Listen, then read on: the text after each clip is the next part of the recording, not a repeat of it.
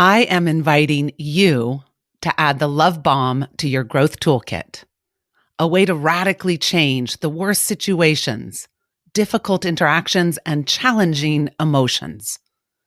This is an unconventional approach, surprising, high impact, often delightful. It's not a replacement for other strategic tools like clear boundaries, redirection, or a mindful pause. It is a new option that can expand your range of response. Where do you need a fresh take? What situations or people are making you crazy, pissing you off, or leaving you at a loss? Get ready to shake it all up by launching a love bomb. This is The Growth Moment with your coach, Amy Kay. Inspiration, ideas, and incredible insights for you to be more and do more.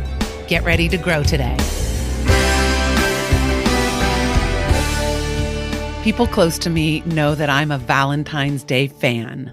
I truly admire the force of love. Not just romantic love, all kinds of love. I believe that it is the superpower, transformer, and change agent.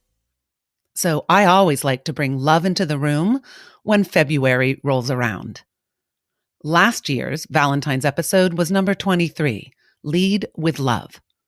Literally bringing love into the workplace and everywhere else. This year's is inspired by one of my extraordinary clients, Krish Kresge. She came up with the love bomb in one of our group coaching sessions. As Krish put it, when I'm faced with adversity, wounding criticism, or just general shittiness, I want my response to be a big love bomb. Talk about taking the high road. Instead of responding in kind, throwing back the shittiness, she would lob over a love bomb. So unexpected. Here's an example from my world. My usually stellar husband comes into the kitchen and starts ranting about the state of the country, the neighbors' dogs barking, how the tourists are ruining our small town life, or does the blame game about something small and stupid. It's like getting hit by a wall of negative energy. As a coach, I would have an awesome response. As Amy, the wife, my knee jerk is to start criticizing how critical he is. And he might eventually shift his behavior with my reaction. But at this point, it's messy, negative meeting negative, and doesn't leave anyone feeling good. The love bomb approach goes something like this. The rant starts. I run over and throw my arms around my husband and say, "Oh my gosh, I so love you right now." In the midst of the ranting and raving, I'm just pouring love over him, enthusiastically, no holding back, no other agenda. What's a guy to do with that? He might still be frustrated, upset, or grumpy, but most humans start to soften, melt a little under the wave of love. It releases the pressure and creates space for the shift. And this isn't just for the rant and rave stuff. It works for depression, frustration, grief, indignation, resentment, guilt, worry, regret, apathy, aggression, all the human stuff. Imagine it for you, that someone showered you with love in one of your deeply human moments. In a moment where your emotions, whatever they are running high. When later, you might feel badly about yourself and how you acted. And instead, you were the recipient of a love bomb. Imagine how that would feel to have that kind of grace when you might think you least deserve it. Close your eyes right now. Really try to feel it. Even if there is resistance. That level of acceptance, unconditional love pouring over you. Now, imagine what it is to create that experience for someone else. To be clear, I'm not talking about when your defenses should be high. Abusive situations. People who are way out and over the line. This is not condoning or excusing egregious behavior. And I want to make sure you have other tools.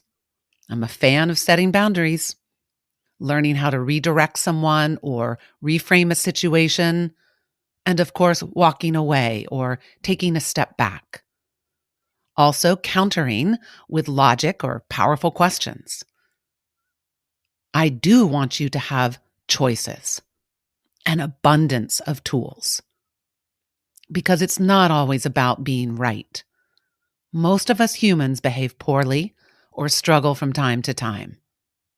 It's a novel approach to love people in the midst of our flawed, imperfect, inconsistent human selves. Now, I want you to pick out a scenario.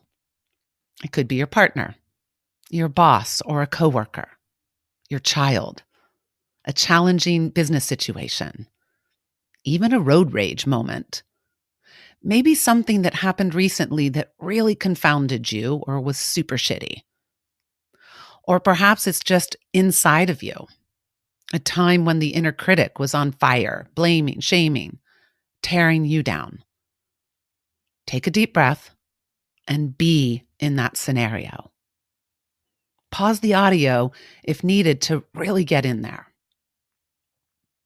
Now, picture launching the love bomb. No need for a change of behavior, just, I love you anyway. I'm loving all of you right now.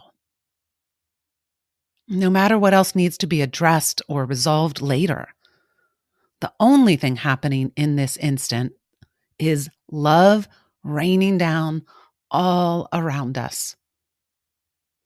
And if you can't imagine saying it out loud, or it would seem wildly inappropriate to be that overt, imagine just thinking and feeling it with all of your heart.